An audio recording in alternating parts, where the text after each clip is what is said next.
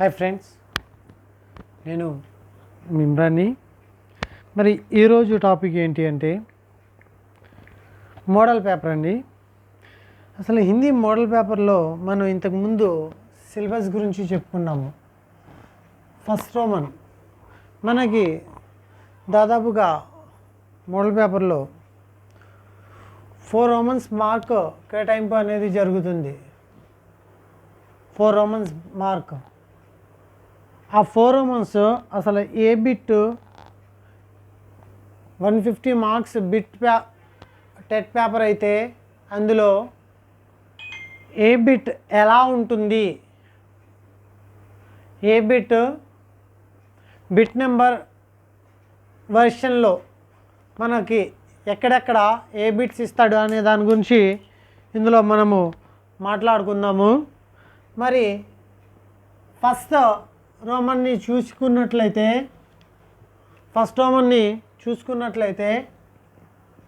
Bit number 1 నుంచి bit number 30 వరకు ఉంటాయండి. బిట్ నెంబర్ 1 నుంచి బిట్ నెంబర్ 30 వరకు ఉంటుంది. ఇది మరి సిలబస్ ఏంటి అంటే సైకాలజీ అండి. టాపిక్ ఏంటి? సైకాలజీ. 1 to 30 బిట్స్ సైకాలజీ మీద ఉంటుంది. సైకాలజీ మీద 30 మార్క్స్ అండి. ఎన్ని మార్క్స్? 30 మార్క్స్. మనం ఆల్రెడీ ఈ సిలబస్ గురించి నేను ఆల్రెడీ వీడియో చేసి పెట్టాను. సైకాలజీలో ఏ సిలబస్ వస్తుంది, మనం ఏ రకంగా ప్రిపేర్ కావాలి అనేది క్లియర్ కట్గా సిలబస్ గురించి పెట్టాను. అయితే కొంతమంది డౌట్స్ ఏంటి అంటే మేము హెచ్పిటి చేసాము, మేము బీఈడి ఇంగ్లీష్ చేసాము, మేము సైకాలజీ చదవాలా? నో, ఎట్టి పరిస్థితుల్లోనూ మీ హెచ్పిటిలో చదివిన సైకాలజీ మీ బీఈడిలో, ఒకవేళ ఇంగ్లీష్ బీఈడిలో English academic book Telugu book చదివి ఉంటే అది వెల్. అయితే ఇంగ్లీష్ వాళ్ళకి కావచ్చు, హిందీ వాళ్ళకి కావచ్చు, జరిగేది ఏంటి అంటే Telugu psychology academic book, Telugu academic book అనేది తెలుగులోనే ప్రిపేర్ అయ్యి ఉంది. ఈ అకాడమిక్ బుక్లో నుంచి బిట్స్ని తీసుకుని, అది తెలుగులో డైరెక్ట్గా బిట్స్ని తీసుకుని గూగుల్ ట్రాన్స్లేట్ ద్వారాగా ఈ యొక్క హిందీ వాళ్ళకి ఇవ్వడం అనేది జరుగుతుంది. ఈ 30 బిట్స్ కూడా తెలుగు అకాడమిక్ సిలబస్ని అనుసరించి ఉంటుంది. మనకి ఇచ్చిన సిలబస్ కూడా తెలుగు అకాడమిక్ సిలబసే ఇవ్వడం అనేది జరిగింది. మన హిందీలో అకాడమిక్స్ పీడీ పాఠక్ కానీ, లేకపోతే అదర్ బుక్స్ కానీ శిక్షా మనోవిజ్ఞానికి సంబంధించిన వేరే బుక్స్ ఆథర్స్ బుక్స్లో నుంచి ఇవ్వడం కాదు. సిలబస్ డైరెక్ట్గా అకాడమిక్ బుక్ నుంచి ఇచ్చాడు. పైగా మన ప్రిపరేషన్ లెవెల్ కూడా దాన్ని ట్రాన్స్లేట్లోనే తీయడం అనేది జరుగుతుంది. సో లెవెల్ బెస్ట్గా ఎలా ప్రిపేర్ అవ్వాలి అంటే సైకాలజీ టాపిక్ వైజ్గా డెఫినేషన్స్ని మైండ్లో పెట్టుకోవాలి అండ్ ఎగ్జాంపుల్స్ని మైండ్లో పెట్టుకున్నట్లయితే ఇక్కడ 30 మార్క్స్ స్కోర్ చక్కగా చేయొచ్చు. ప్రాక్టీస్ హిందీలో జరగాలి, నాలెడ్జ్ తెలుగులో రావాలి. And side headings English and Telugu రెండిట్లో కూడా గుర్తుపెట్టుకోవాలి. అప్పుడు మనకి పేపర్ మాత్రం ఇంగ్లీష్ అండ్ హిందీ లాంగ్వేజ్లో వస్తుంది. కాబట్టి బిట్ చేయడం ఈజీ.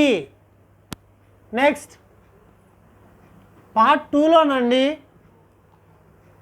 పార్ట్ 2లో ఇంగ్లీష్కి సంబంధించిన గ్రామర్ టాపిక్ గురించి ఇవ్వడం అనేది జరుగుతుంది. 30 మార్క్స్. ఈ గ్రామర్లో ఏ టాపిక్స్ వస్తాయో తర్వాత డిస్కస్ చేసుకుందాము.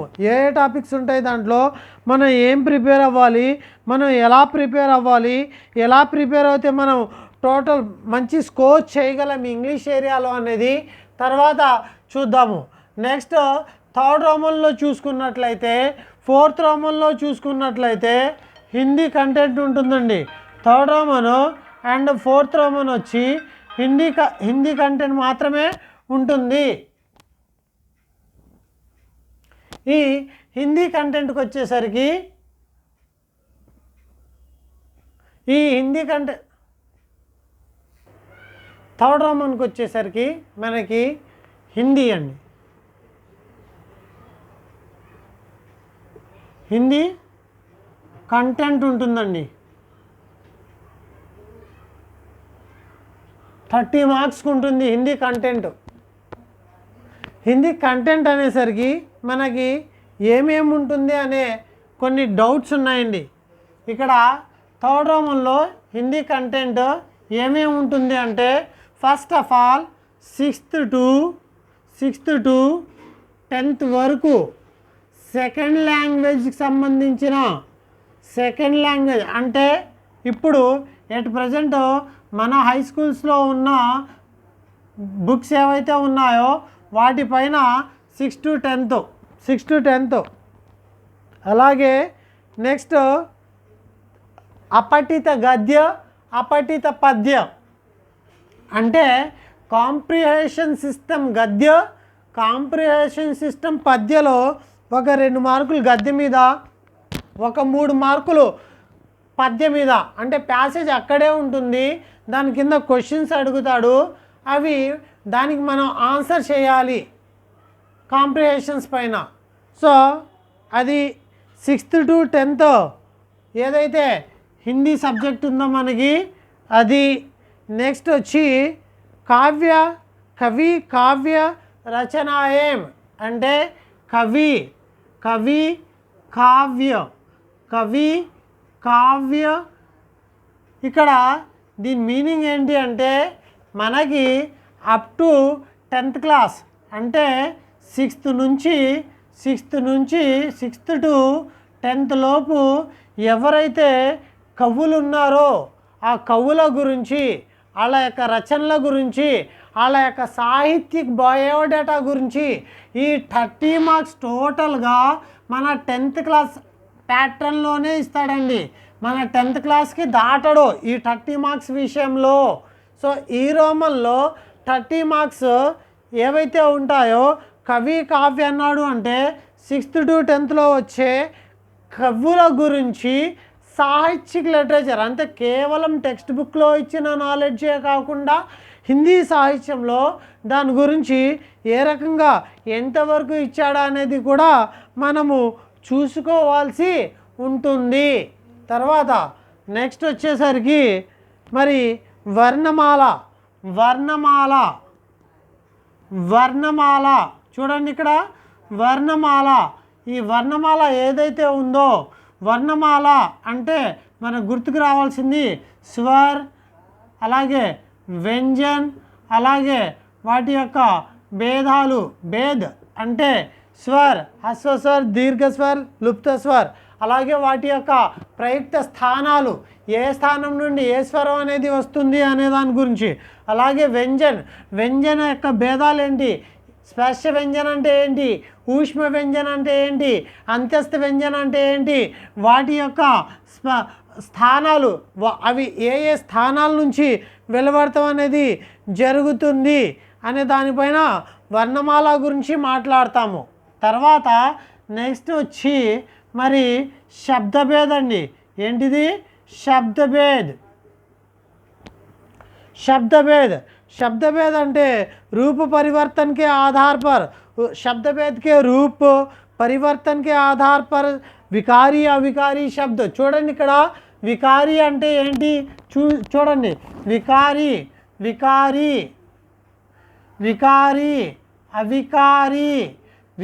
అవికారి అంటే కొత్తగా ఏమీ లేవండి. వికారి అంటే సంజ్ఞ సర్వనాం అలాగే క్రియా విశేషణ్. వీటి గురించి చదవడం. సంజ్ఞ యొక్క రకాలు ఏంటి, సంజ్ఞ యొక్క టైప్స్ ఏంటి, సర్వనాం యొక్క టైప్స్ ఏంటి, సర్వనాం యొక్క రకాలు ఏంటి, క్రియ యొక్క టైప్స్ ఏంటి, క్రియ యొక్క రకాలు ఏంటి, విశేషణ యొక్క రకాలు ఏంటి, విశేషణ యొక్క టైప్స్ ఏంటి. అలాగే అవికారి శబ్ద, అవికారి అంటే ఏంటి, క్రియా విశేషణ్.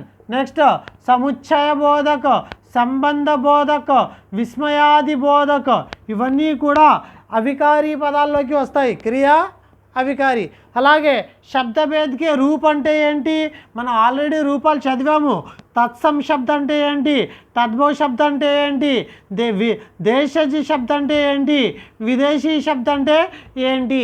మరి ఈ యొక్క తత్సం తద్భవ దేశ విదేశీ సంజ్ఞా సర్వనాం క్రియా విశేషణ క్రియా విశేషణ సముచ్చయ బోధక సంబంధ బోధక. నెక్స్ట్ మరి ఇవి శబ్ద గురించి అండి. అలాగే వచన, లింగ, कारक, विराम चिन्ह, संधि, समास, विलोम शब्द, समानार्थी शब्द, भिन्नार्थी शब्द, मुहावरे, कहावते इवన్నీ కూడా ఈ టాపిక్ లో వస్తుంది. Is it clear? 30 మార్క్స్ ఎక్కడి నుంచి ఇస్తాడు?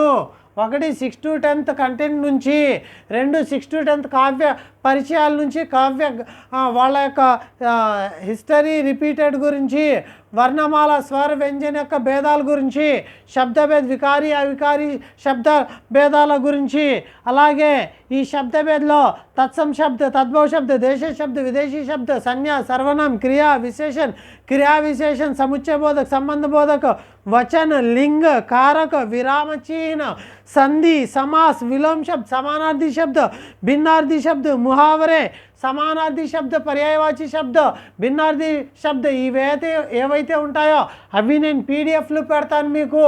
బై హార్ట్కి ఒక 2 hours తీసి ఉంచండి. బై హార్ట్కి ఒక 2 hours తీయండి. డైలీ బై హార్ట్ టైమింగ్ అని చెప్పి ఒక టైమింగ్ పెట్టేయండి.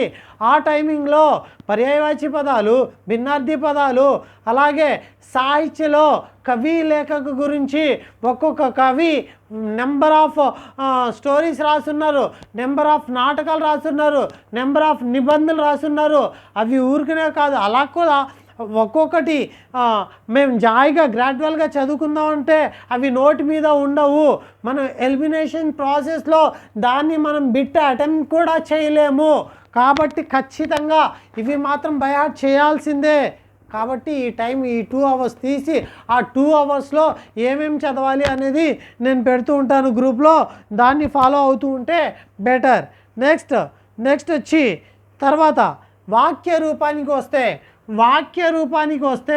సేమ్ వాక్య రూపానికి వస్తే ఏముంటాయి ఇక్కడ అంటే కాల్ ఉంటుందండి, కాల్ ఉంటుంది. అలాగే वाक्य अकर्मक क्रिया, सकर्मक क्रिया, वाक्य के प्रयोग, वाक्य का क्रम, कर्तवाच्य, कर्मवाच्य, भाववाच्य. సో వాచ్య అనే టాపిక్ మొత్తం ఇక్కడ టచ్ చేయడం అనేది జరుగుతుంది. ఈ రకంగా కవి లేఖక, వర్ణమాల, అలాగే శబ్దభేద, వాక్యభేదంలో దేని గురించి టచ్ చేసాము? కాల్ గురించి, అలాగే వాక్య ప్రయోగాలు, అలాగే వాక్య భేదాలు, వాక్య రకాలు, దీని గురించి వాక్యంలో చూస్తాము. తర్వాత మోస్ట్ ఇంపార్టెంట్ టాపిక్ అండి కావ్యశాస్త్ర, భారతీయ కావ్యశాస్త్ర గురించి. మరి ఈ కావ్యశాస్త్ర గురించి టచ్ చేయడం అనేది జరుగుతుంది. ఈ కావ్యశాస్త్ర విషయానికి వచ్చేసరికి మరి కావ్యకే లక్షణ్ అంటే రస్, ఛందస్, అలంకారాలు ఏవైతే ఉంటాయో వాటి గురించి ఇక్కడ అడగడం అనేది జరుగుతుంది. రస్, ఛందస్, అలంకారాలు అనేవి మరి ఇక్కడ పెట్టడం అనేది జరుగుతుంది. సో ఇది 30 మార్క్స్. అంటే 30 మార్క్స్ టోటల్గా. ఈ 30 బిట్స్ కూడా చూడండి, 1 to 30 psychology, 31 to 60 English, 61 to 90 టోటల్గా దేన్ని బేస్ చేసుకుని ఉంటుంది అంటే ఖచ్చితంగా కంటెంట్ బేస్ మీద ఉండే గ్రామర్ మాత్రమే ఉంటుంది. అలాగే నెక్స్ట్ 4th రోమన్ చూసినట్లయితేనండి, 4th రోమన్లో ఎన్ని మార్క్స్ ఉంటాయి అంటే 60 మార్క్స్ ఉంటాయండి. ఇక్కడ హిందీ లిటరేచర్కి సంబంధించిన మార్క్స్ ఉంటాయండి. లిటరేచర్కి సంబంధించిన మార్క్స్ ఇవ్వడం అనేది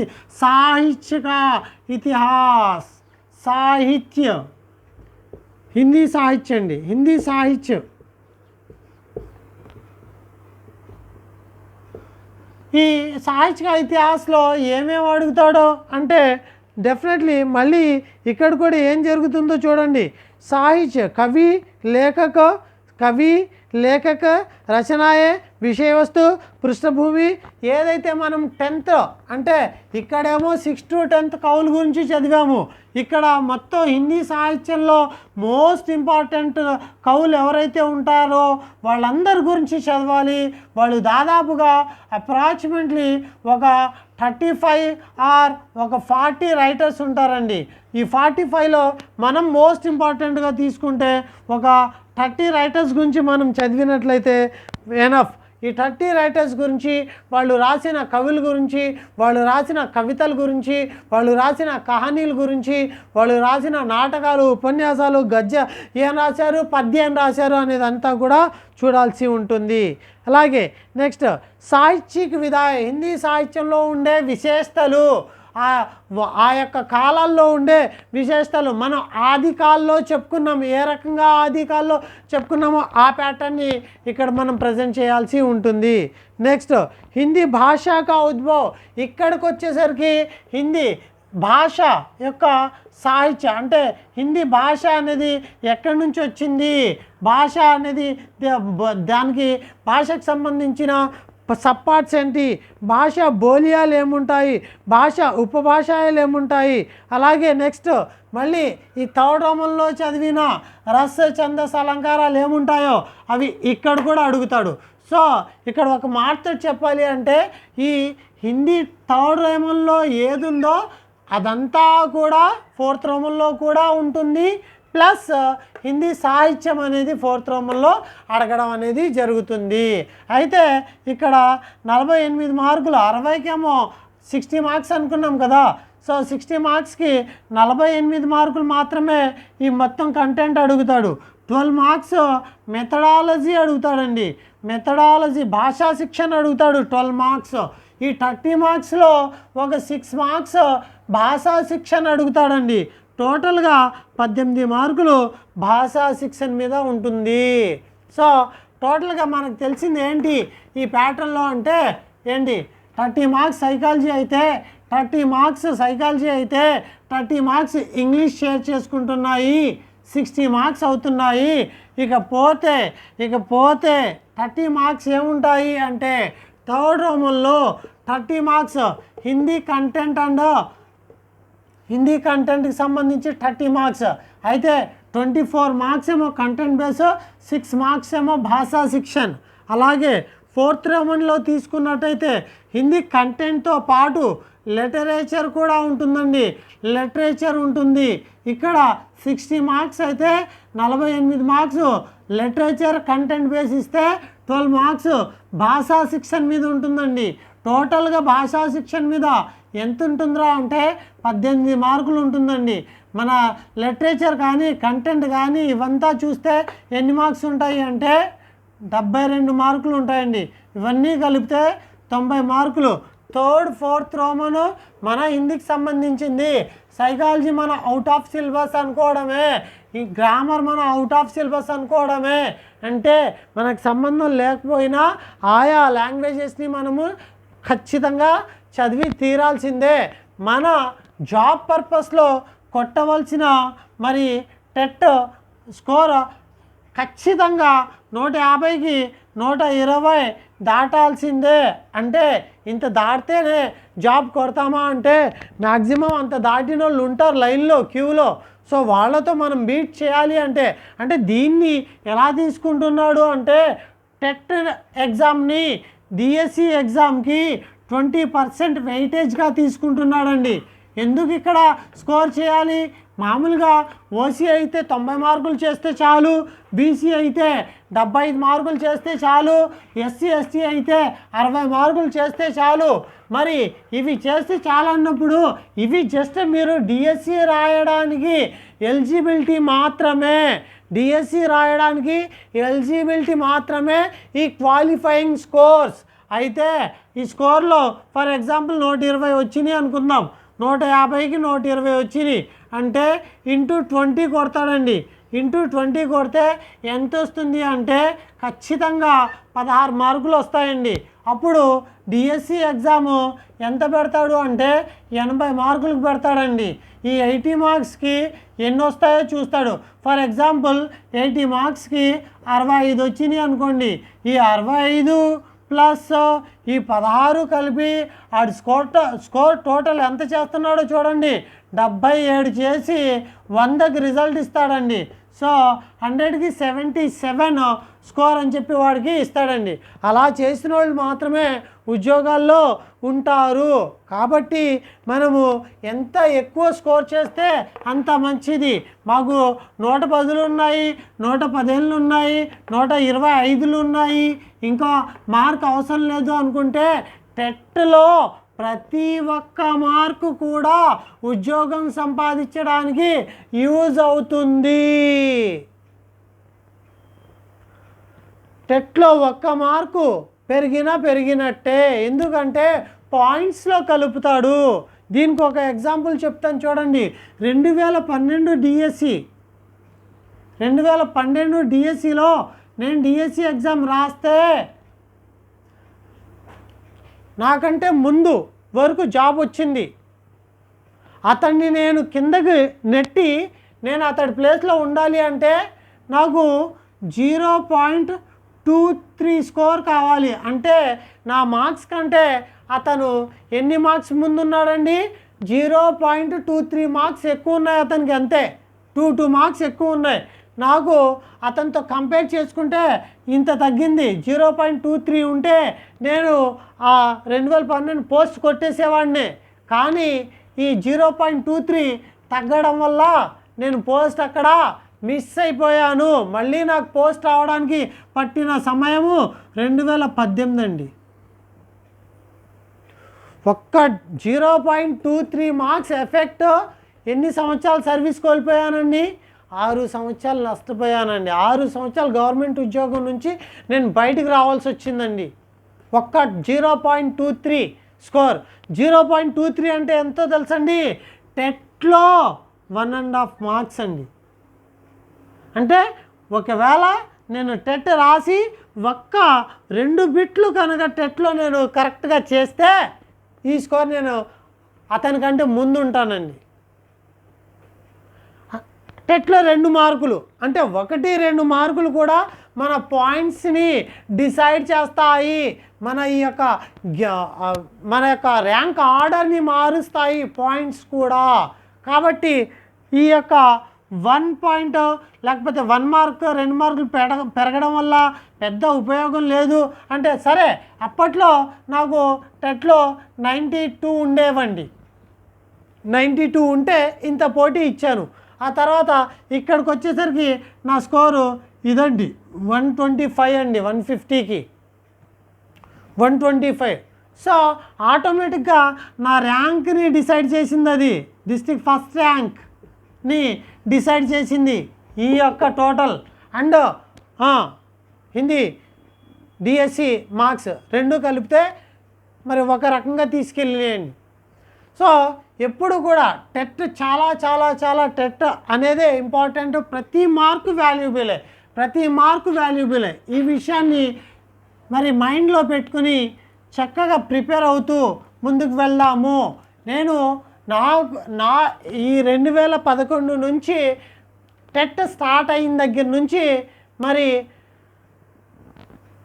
ప్రతి టెట్, ప్రతి టీఆర్టీ, ప్రతి డిఎస్సి రాశానండి. జాబ్ వచ్చే వరకు కూడాను 2011 నుంచి ఎక్కడా వదల్లా. ప్రతిసారి అనుభవం. సో నా యొక్క అనుభవాన్ని ఈ గ్రూప్ మెంబర్స్ ఎవరైతే ఉంటారో వాళ్ళ మీద చూపిస్తాను. డెఫినెట్లీ మీరు టైం తీయండి, మీరు ప్రిపేర్ అవ్వడానికి టైం తీయండి. బై హార్ట్ చేయడానికి ఒక 2 అవర్స్ కేటాయించండి. డెఫినేషన్స్ నేర్చుకోవడానికి ఒక 2 అవర్స్ కేటాయించండి. హిందీ లిటరేచర్ చదవడానికి ఒక 2 అవర్స్ కేటాయించండి. అలాగే రస్ ఛందస్ అలంకార కావ్యశాస్త్ర చదవడానికి ఒక 2 అవర్స్ కేటాయించండి. ఇదే టైం టేబుల్ మీకు. 2 అవర్స్ బై హార్ట్ సిస్టమ్కి, 2 అవర్స్ సైకాలజీకి, 2 అవర్స్ హిందీ కంటెంట్కి, లిటరేచర్కి, 2 అవర్స్ కావ్యశాస్త్రకి, 2 అవర్స్ ఏమో మళ్ళీ 6 to 10th కంటెంట్కి. సో ఇక్కడేమో 6th to 10th కంటెంట్ ఉండాలి, ఇక్కడేమో లిటరేచర్ ఉండాలి, ఇక్కడేమో కావ్యశాస్త్రం ఉండాలి, ఇక్కడ కావ్యశాస్త్రంతో పాటు భాషా బోలియా కూడా కలిపేయండి. అవి రెండు ఒక చోట అనమాట. కావ్యశాస్త్రం భాషా బోలియా ఒక 2 hours, అలాగే లిటరేచర్కి వచ్చి ఒక 2 hours, అలాగే కంటెంట్కి వచ్చి ఒక 2 hours, సైకాలజీకి వచ్చి ఒక 2 hours, బయాట్ సిస్టమ్కి వచ్చి ఒక 2 hours, ఒక 1 hour ఇంగ్లీష్కి కేటాయించండి. టైము మీ సర్దుబాటు టైమ్స్లో పెట్టుకోండి. ఎర్లీ మార్నింగ్ 4కి లెగుస్తారో నైట్కి 2 గంటలకు పడుకుంటారో చాయిస్ మీది. 1 2 3 4 5 5 to 10 10 and 11 24 hours 11 hours మీరు వర్క్ చేయండి. ఒక 3 hours ప్రాక్టీస్ సెషన్ పెట్టుకోండి. అంటే మీరు ఏదైతే వర్క్ చేశారో, మీరు ఏదైతే బయాట్ చేశారో దాని మీద బిట్ ప్రాక్టీస్ సెషన్ పెట్టుకోండి 3 hours. So 14 hours. ఇలాగా 1 month or 45 days కనుక చేస్తే మీ దగ్గర చదవడానికి సిలబస్ మిగలదు.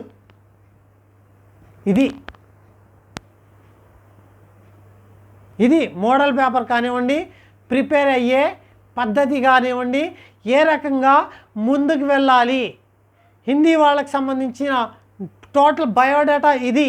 ఇలాగ ప్లాన్ చేయండి. 2 hours literature, 2 hours content, 2 hours కావ్యశాస్త్రం భాషా Boliya, 2 hours psychology, 1 hour English, 3 hours practice session, total 14 hours. 10 hours నీ ఇండివిజువల్కి ఎలా వాడుకుంటావో వాడుకో.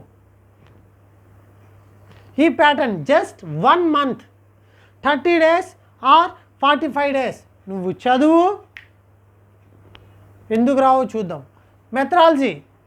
మెథడాలజీ ఆటోమేటిక్గా ఇందులో ప్రతి 2 hours 20% time of methodology add చేయొచ్చు.